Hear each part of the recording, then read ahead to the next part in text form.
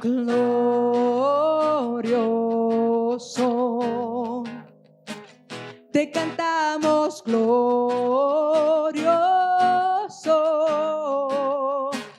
Lo gritamos, Cristo te alabaré, tu nombre exaltaré, glorioso. Nadie como tú.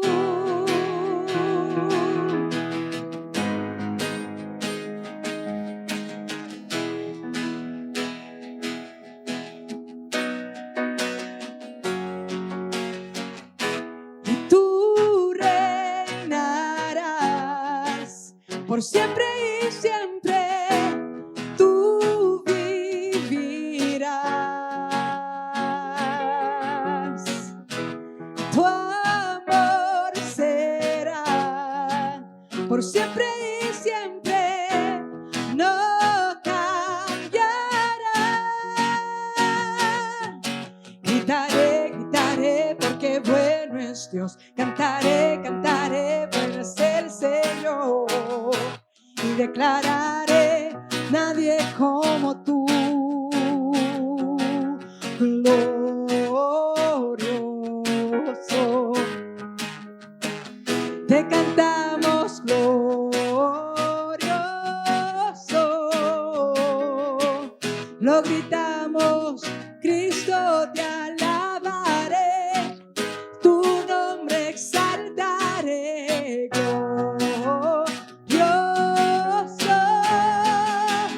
nadie como tú.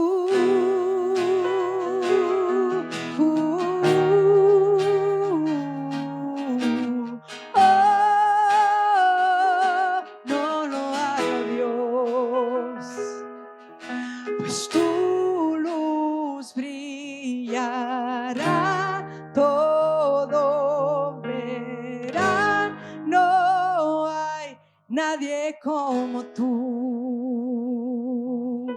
y tu luz brillará, todos verán, no hay nadie como tú. Tu luz brillará, todos verán, no hay nadie como tú. Tu luz brillará, todos verán, no hay nadie como tú, nadie como tú.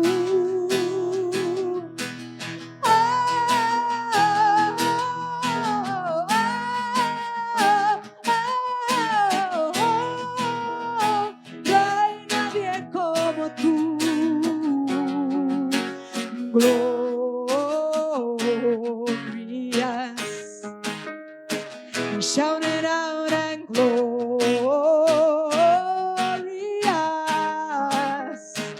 make it louder. Jesus, we shout your name. Jesus, we make your praise glorious. You are glorious.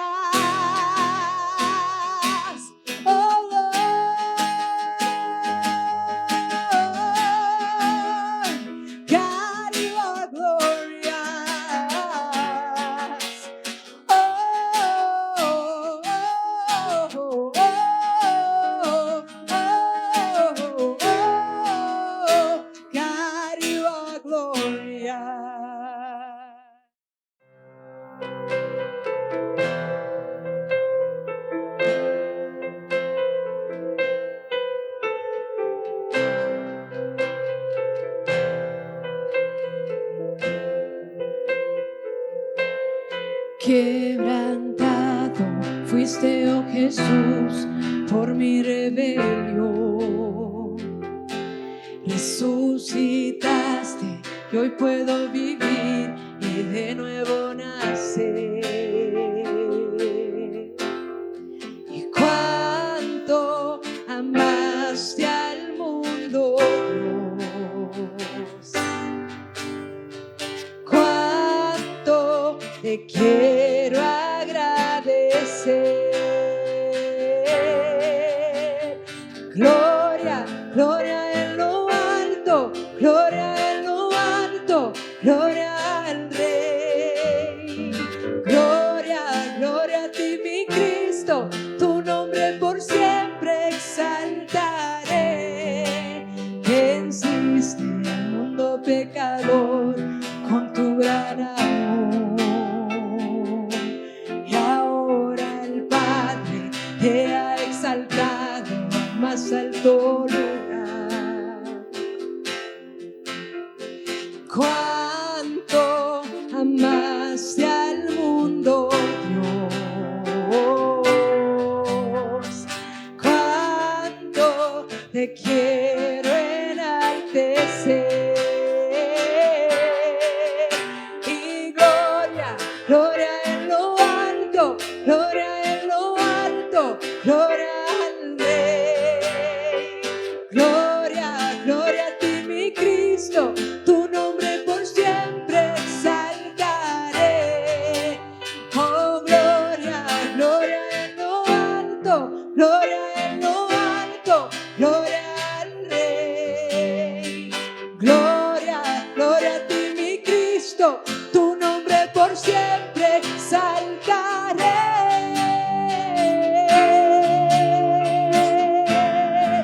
Jesús, oh, te adoramos. Digno, solo tú eres digno, solo tú eres digno, solo tú eres Dios.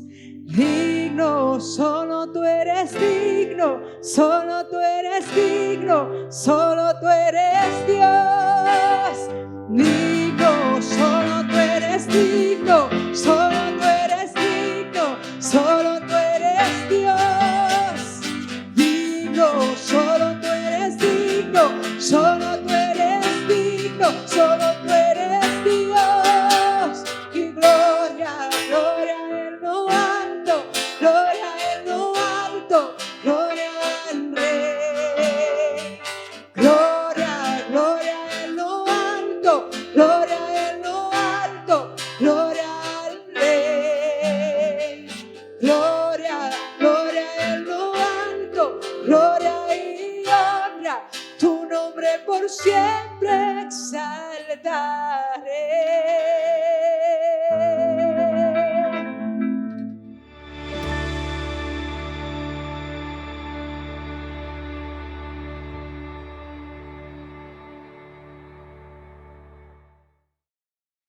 Acompáñenme nuevamente al capítulo 1 del libro de Habacuc y los vamos a concentrar en el versículo 12, donde va a comenzar la segunda parte de nuestra serie que estamos teniendo dentro de este mes de junio.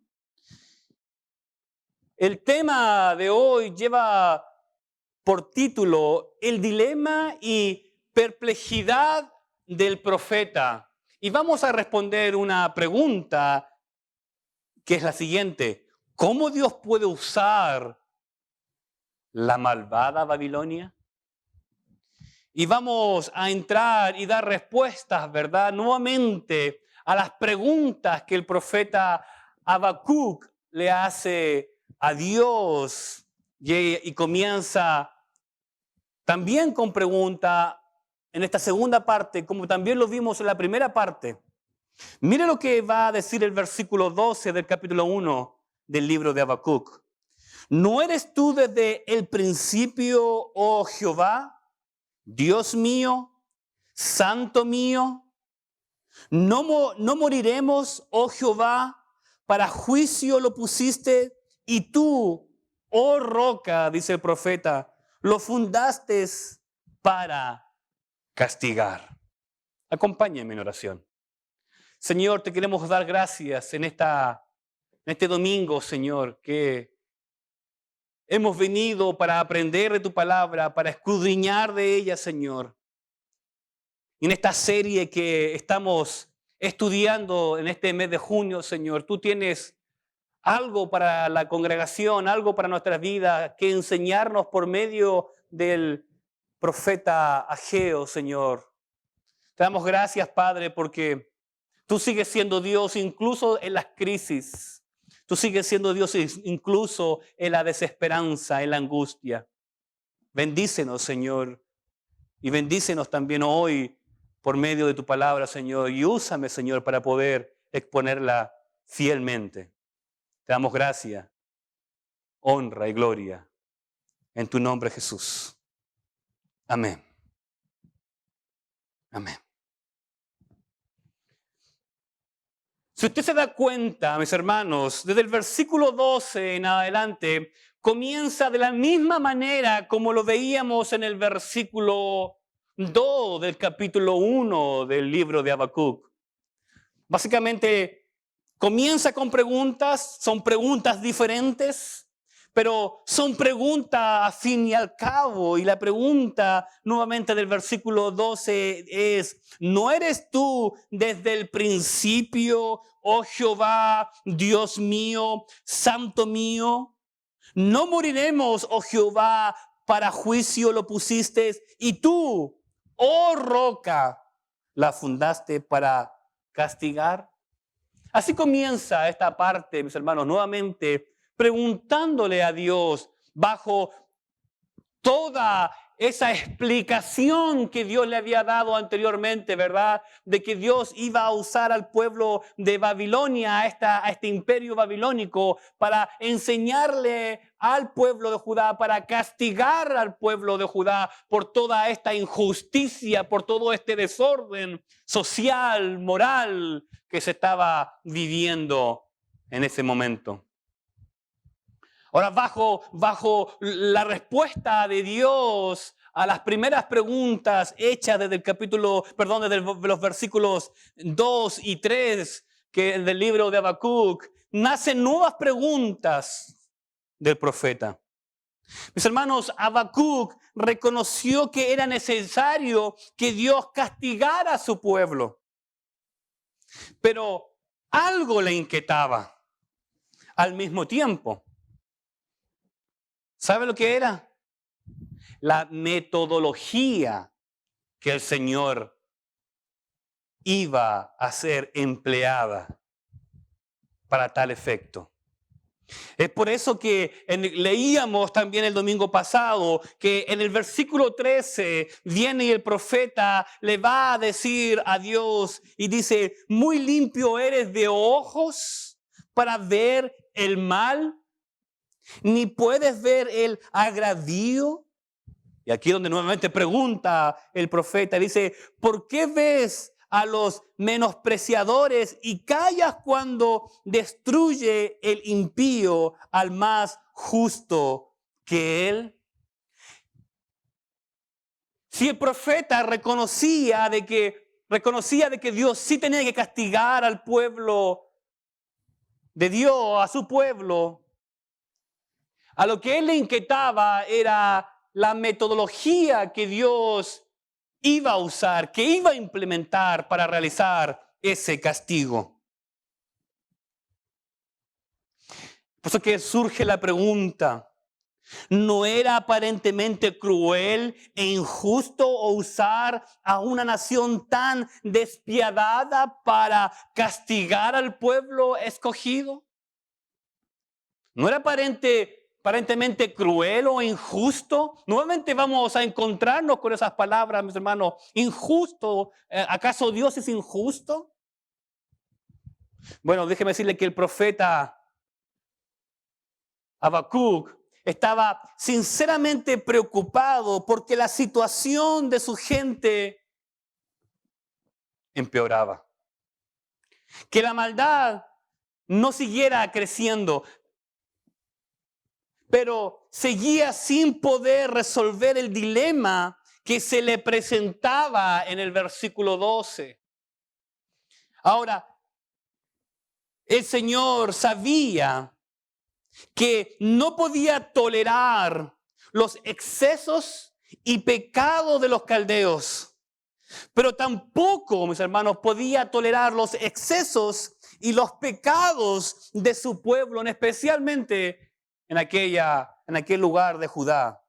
El profeta luchaba, mis hermanos, por vindicar la santidad y justicia del Altísimo, así como averiguar, o mejor dicho, así como de poder ayudar en lo que pudiera a los justos.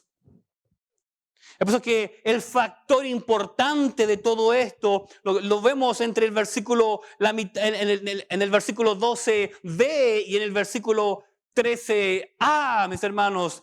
Esta importancia, el factor, mis hermanos, porque ni el castigo ni el método utilizado por Dios para corregir a su pueblo contradicen su carácter.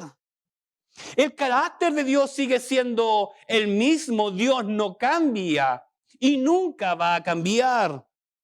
Es por eso que ni el castigo ni el método utilizado por Él iba a contradecir de quién Él era.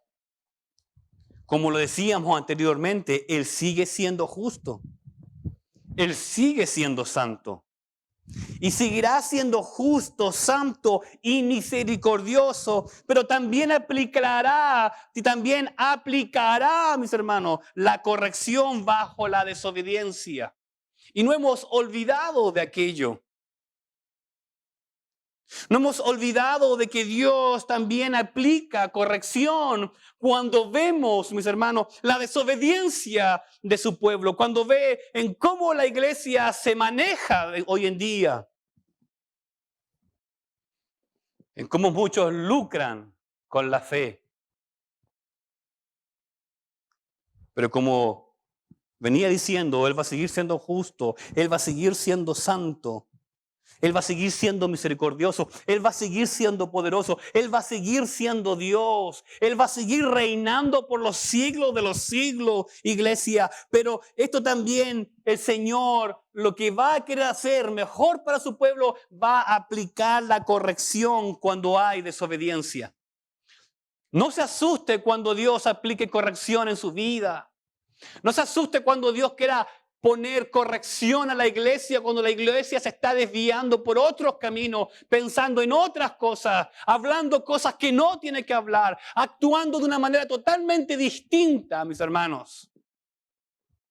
Hoy en día vemos mucha injusticia social dentro de este mundo.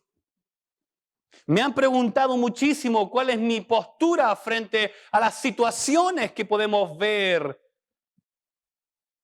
o que vemos, mejor dicho. Quizás muchos de mis colegas, pastores, amigos, van a estar de desacuerdo bajo mi mirada, bajo esta injusticia social que podemos encontrar hoy en día. No solamente lo digo por la muerte de aquella persona afroamericana que pasó hace unas semanas atrás. No, sino me estoy refiriendo en su totalidad, mis hermanos, la injusticia que vemos en nuestros países, en Centroamérica, en Europa, en Asia, en África, en Sudamérica. Mis hermanos, siempre yo he dicho que el Señor es justo y seguirá siendo justo. Aunque el Señor guarde silencio, aunque su silencio nos duela, pero seguirá siendo Dios. Nuestro trabajo como iglesia no es, mis hermanos, nosotros pedir de que se haga justicia. Nuestro trabajo como iglesia no es protestar bajo las injusticias que se están viviendo. Y quizá usted me puede decir, pero pastor, es contradictorio porque Habacuc está protestando. Claro que sí, mis hermanos. Habacuc está protestando bajo la injusticia. Pero también déjeme contarle que ellos están viviendo en un lugar muy corrupto, mis hermanos, muy corrupto. Es más, déjenme decirle, mis hermanos, que el mismo Señor Jesucristo con sus discípulos vivieron en el tiempo más corrupto de la historia bajo el Imperio Romano. Pero le fueron a preguntar al Señor si había que pagar los taxes o no. Y el Señor dice, den al César lo que es de César y den a Dios lo que es de Dios. Bienaventurado, dice el Señor, en aquel sermón del monte, bienaventurado el pobre de espíritu. Bienaventurado, dice el Señor, aquel que tiene sed de hambre y de justicia, porque ellos serán saciados. En ninguna parte de esas bienaventuranzas que al verla yo y al estudiarla veo que es una bofetada a la propia sociedad romana que se está viviendo en esos momentos, porque claramente veíamos injusticia, veíamos pobre gente en el espíritu, veíamos todo lo que vemos ahí literalmente en el Sermón del Monte, pero el Señor está diciendo, mire, todo eso sí es real, pero todo esto va a tener su recompensa en este lugar.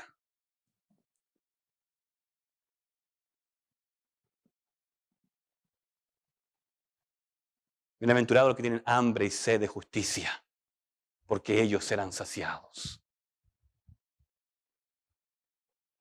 ¿Quién es el que sacia?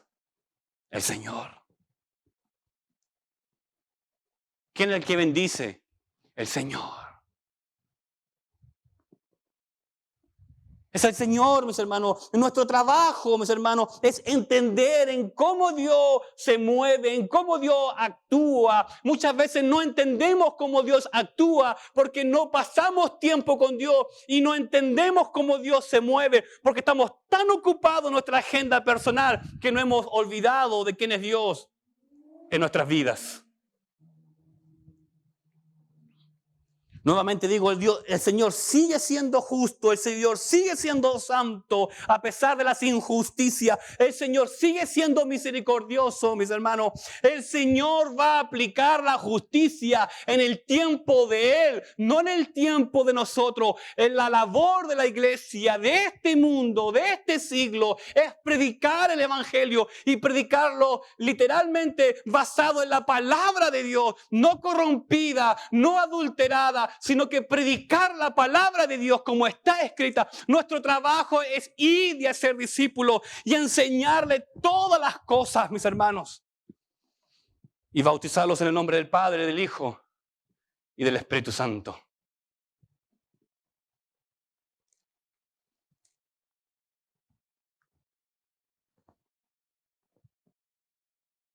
Mis hermanos, Dios no se ha olvidado.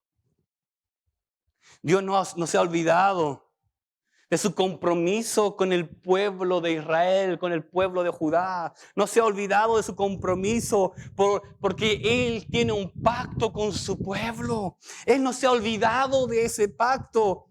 Por tanto, el juicio tenía propósitos disciplinarios y no de destrucción. No moriremos, dice el versículo 12. Mis hermanos, no hemos olvidado, mis hermanos, el pacto de Dios con nosotros. Cuando usted dijo, Señor, yo te voy a reconocer en todos mis caminos. Bendíceme.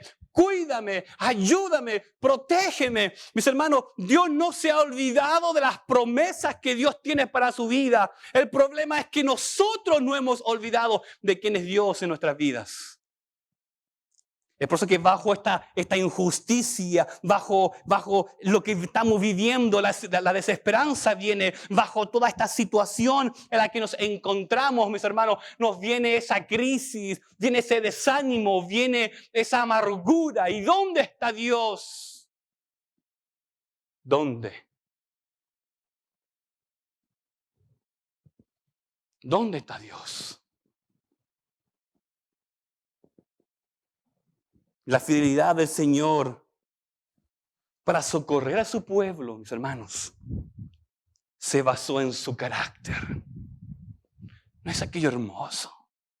Mis hermanos, la fidelidad del Señor para socorrer a nuestras vidas en un momento de angustias es basado en su carácter.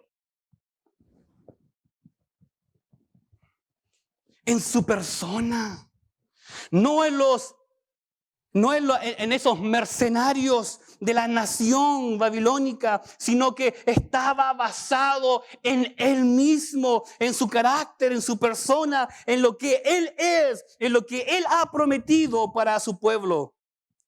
Pues tenía un bien ganado su castigo, mis hermanos.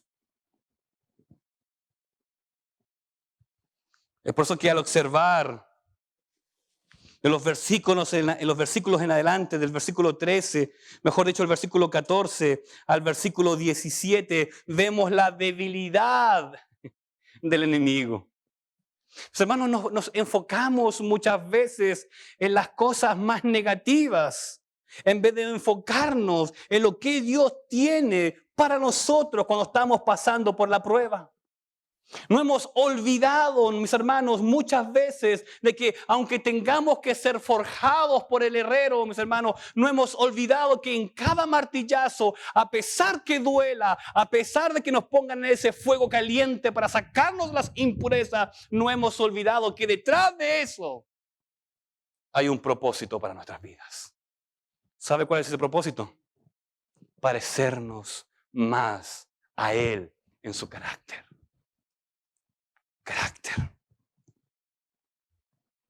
Pero nos fijamos en el fuego, nos fijamos en el martillo. Si el martillo es muy grande, el golpe va a ser muy doloroso, pero no nos enfocamos en el resultado de aquello. Eso le está pasando al pueblo, eso le está pasando a Habacuc. Se está preocupando sobre el método que Dios está usando, mis hermanos. Está preocupado de por qué Dios está usando a este pueblo tan malvado para castigarnos. ¿Por qué no usa un método distinto para castigarnos? Pero nos está fijando, mis hermanos, en el resultado de aquello, el resultado final. Al ver los versículos ya de 14 a 17, en este pasaje tiene el propósito de contrastar el carácter del pueblo babilónico con el de Dios, mis hermanos. Ese carácter era la mayor fuerza de la divinidad, a la vez la mayor debilidad de los caldeos. Fíjense, mis hermanos. Por ser tan opuesta la personalidad del invasor a la del Señor, aquí se levantó la base para el juicio que se pronunciaba, mis hermanos, de los capítulo 2, de los versículos 6 al 19 sobre Babilonia. Y eso lo vamos a estar viendo en el siguiente tema, mis hermanos. Las evidencias de la maldad del enemigo fueron inhumanos, de un trato a los de adversarios, lo vemos del versículo 14 al 17. Encontraban placer en matar en el versículo 15. Le gustaba lucrar excesivamente con sus conquistas, versículo 16. Eran idólatras, adoradores, o adoraban sus instrumentos de guerra. Lo vemos en los versículos 16 y 17.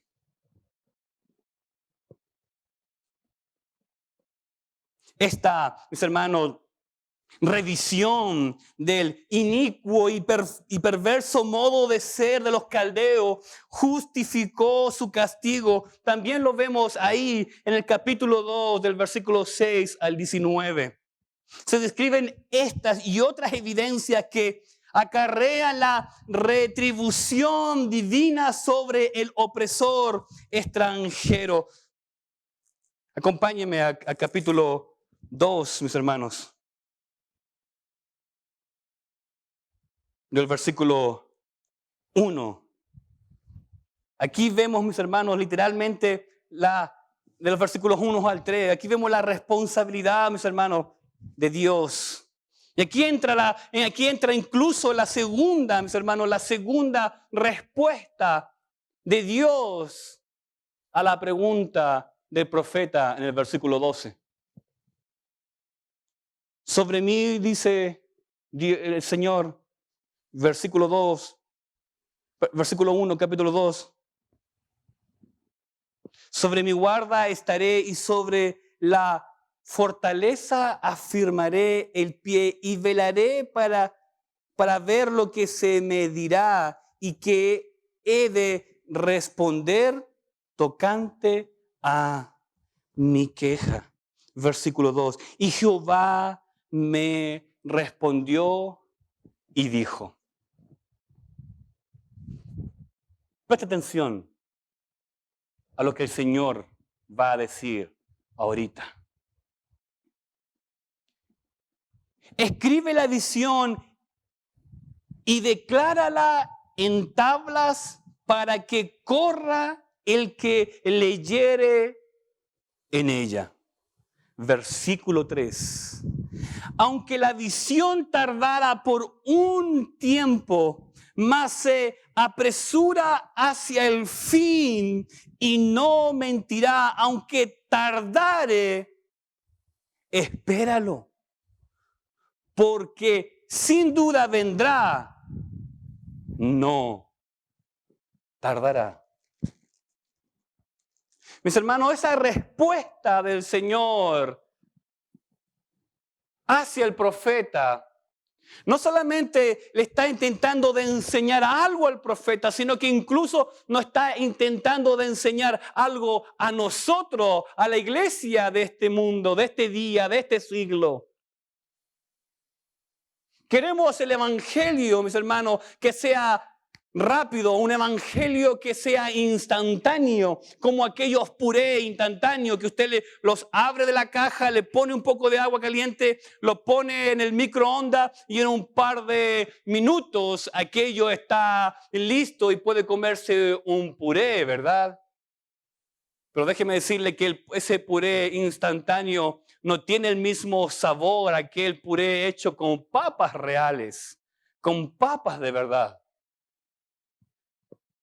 Pero el problema es que nadie quiere ir a comprar las papas. Nadie quiere subirse al carro, ir al supermercado o ir a algún farm y comprar un kilo o 2 kilos o 3 kilos de papa, traerlas, lavarlas, pelarlas, lavarlas nuevamente, ponerla en una olla ya con agua, prender el fuego y esperar que esta agua hierva y cosa las papas. No, eso es mucho tiempo. ¿Cómo? Yo no puedo perder mi tiempo. O sea, me es más fácil ir al supermercado, comprar un puré instantáneo y que lo voy a tener listo quizás en 10 minutos. Mientras que este otro lado me voy a demorar quizás media hora a 45 minutos, porque después de eso, que las papas estén cocidas, tiene que tener tiene que estar blanda, sacar el agua caliente, intentar de no quemarse, por supuesto, sacar las papas, moler las papas, poner un poco de leche, poner un poco de margarina o mantequilla, revolverla y ponerle un poco de sal y continuar a revolverla. Y si me quedó muy seco, le pongo un poco más de leche hasta que me quede un poquito de acuerdo a cómo me gusta el puré. Ese proceso nadie lo quiere hacer. En la vida cristiana nos queremos saltar los procesos. Mientras que el Señor está diciendo, mira, escribe la visión. Aunque tardare, pero llegará. Llegará. Mis hermanos, el profeta reconoció la necesidad de la intervención de Dios en los asuntos humanos. Habacuc no cuestionó ni se quejó más ante el Señor. Comprendió que el Omnipotente no tenía vacíos y todos sus planes eran perfectos. El profeta entendió de que todo lo que Dios estaba haciendo no era injusticia, sino que era justo, lo mejor para el pueblo. Y eran planes perfectos, mis hermanos, para ellos. Así que con paciencia esperó la segunda contestación divina, y como lo vemos en el versículo 2. Esta actitud, mis hermanos, en los siervos maduros en los cristianos maduros, esta actitud de la gente que sabe que quién es Cristo en su vida, garantiza siempre una respuesta clara. Una respuesta clara e inequívoca de Dios. Inequívoca de Dios. No me salto los procesos. Oh Señor, tengo que hacer justicia porque tú no quieres hacer justicia. Tengo que hacer algo. No. No es tu trabajo, Habacuc. Es mi trabajo. Oh Señor, mira lo que pasa, la injusticia en este mundo. Como iglesia, tengo que hacer algo. No, iglesia, no es tu trabajo. Es mi trabajo, dice el Señor. Tu trabajo es otro. Pastores, dedíquense a predicar el evangelio fielmente. Oh, cristianos, sean cristianos maduros.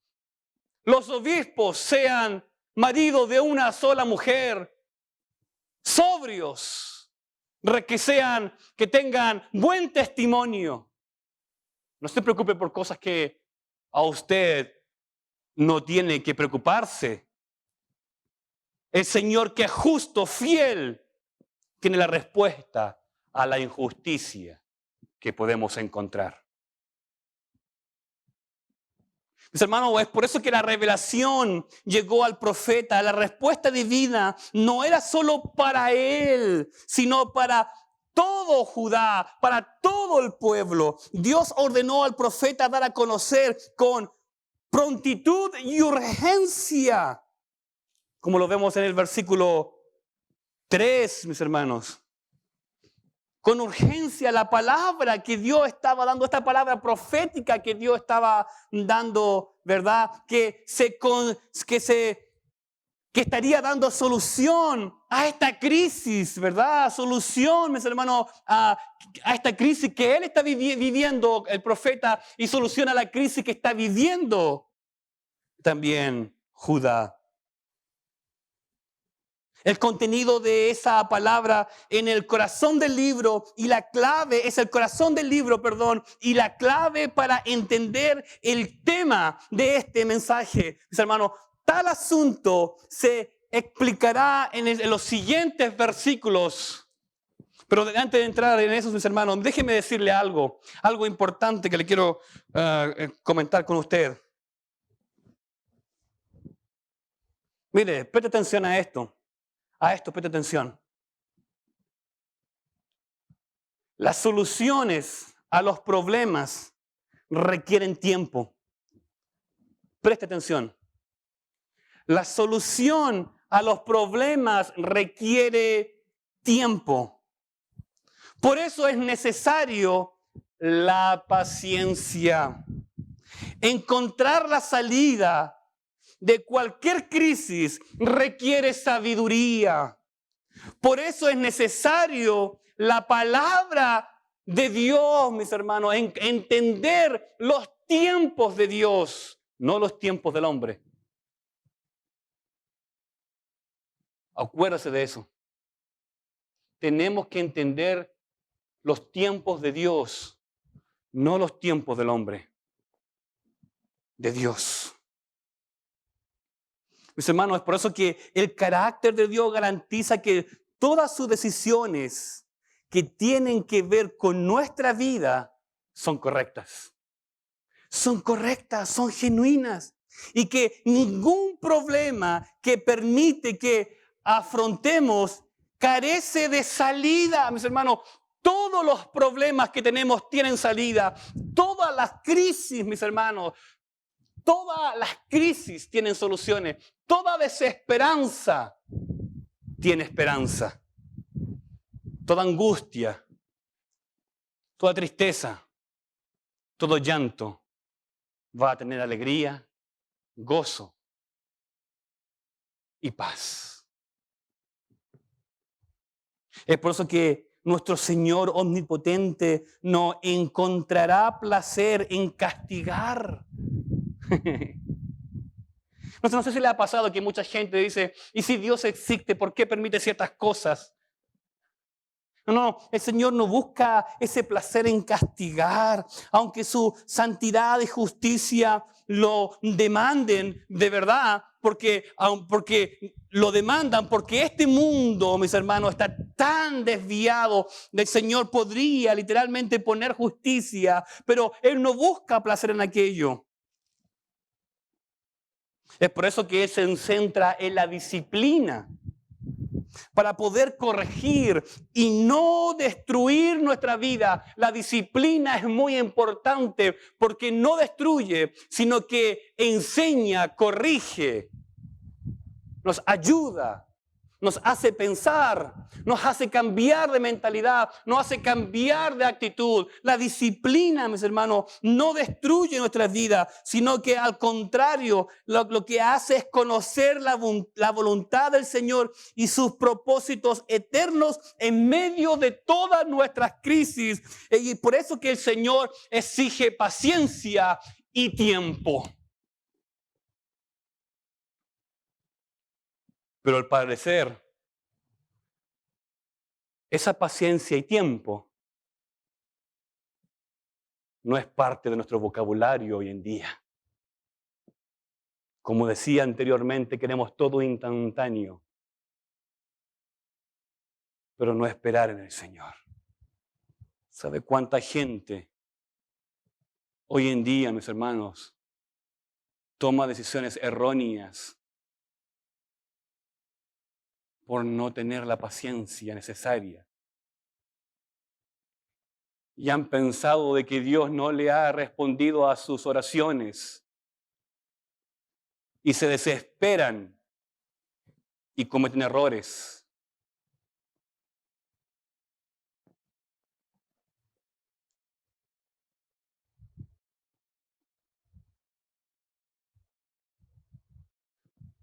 Es por eso, mis hermanos,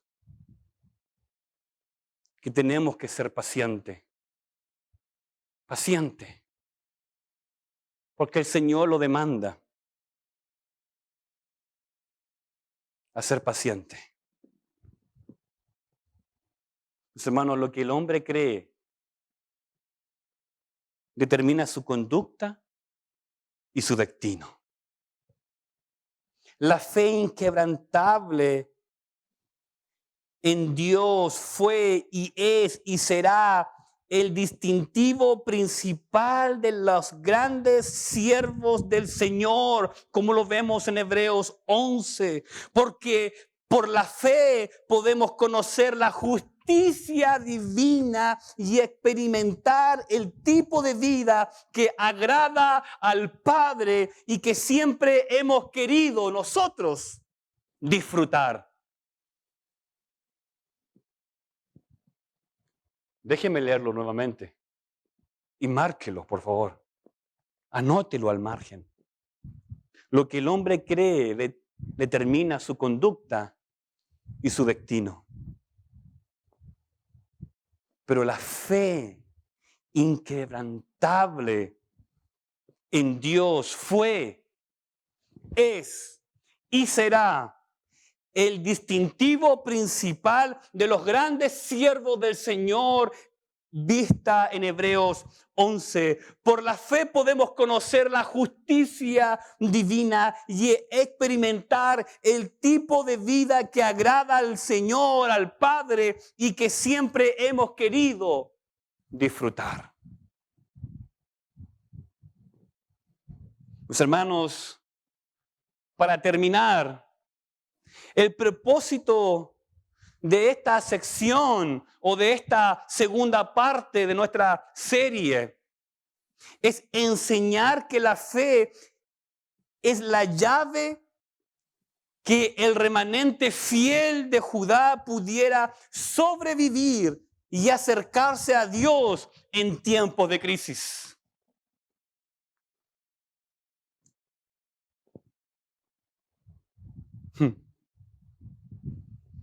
La fe, mis hermanos, es la llave para sobrevivir y acercarnos a Dios en momentos de crisis.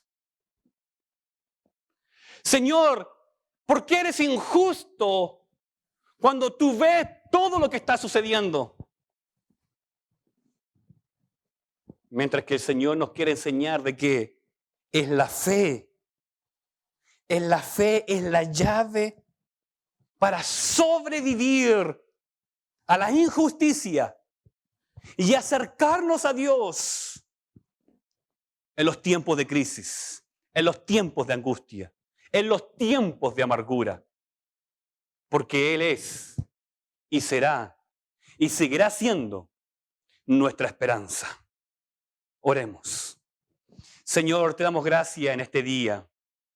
Gracias, Señor, por enseñarnos, Señor, por hacernos entender, Padre, de quién tú eres, cómo tú actúas. Muchas veces pensamos como el profeta Habacuc y muchas veces cuestionamos los métodos, Señor, porque nos fijamos en los instrumentos, no en el resultado, porque en el proceso es el doloroso y nadie quiere pasar los procesos. Queremos todo instantáneo, Señor, pero tú sabes que en ese proceso tú estás sacando todo lo impuro, todo lo malo, para hacernos la persona que tú quieres que nosotros seamos conforme a ti, Señor, conforme a ti. Gracias, Padre, por enseñarnos de que la fe es la llave para poder sobrevivir y acercarnos a ti en los momentos más difíciles de nuestras vidas. Porque tú eres nuestra esperanza, nuestro Señor. En tu nombre, Jesús. Amén y amén.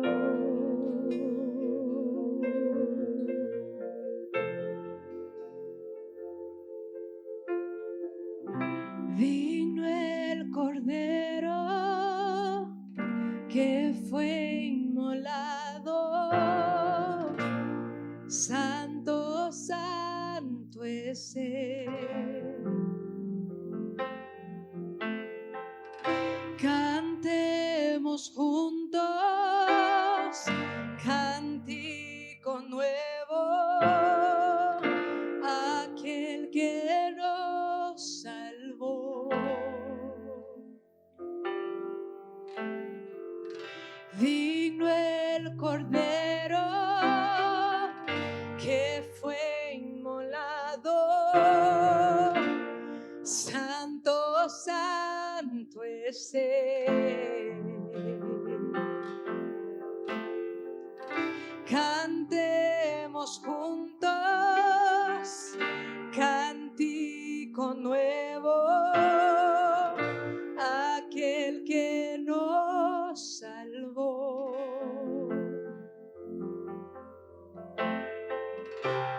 Santo, santo, santo es el Dios poderoso, quien fue, quien es y quien vendrá.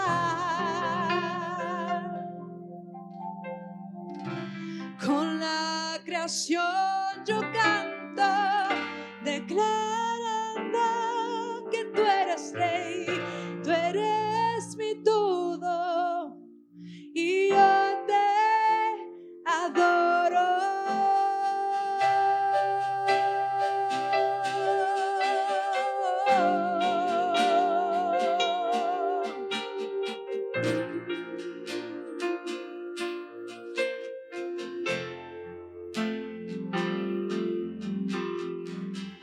Venimos ante su trono santo, alzando voces y adorando. Honor y bendiciones, gloria y poder a ti, al sabio y sublime Rey.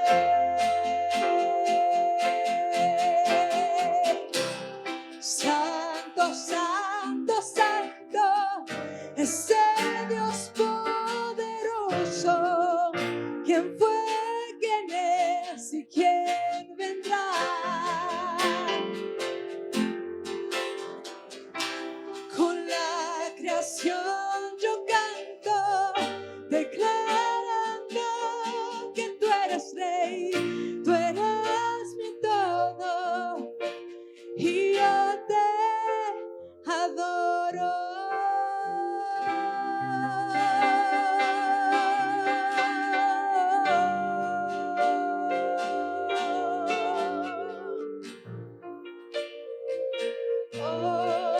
Jesus.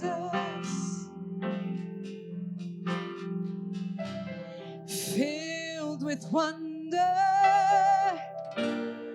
awestruck wonder, at the mention of your name.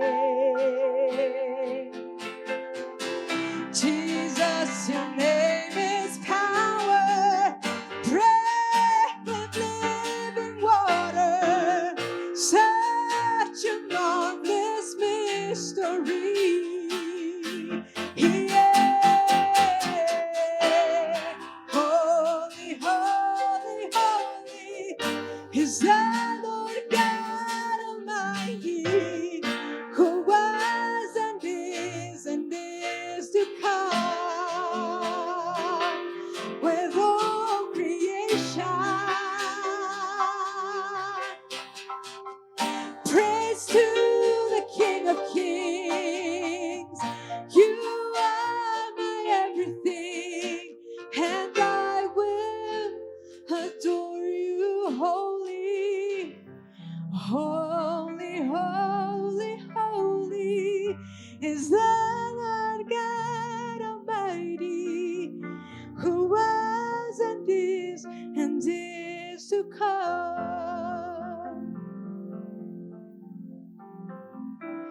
With all creation I sing praise to the King of Kings. You are my everything, and I will adore you. Santo, Santo, Santo, Santo es el Dios poderoso. ¿Quién fue, quién es y quién vendrá?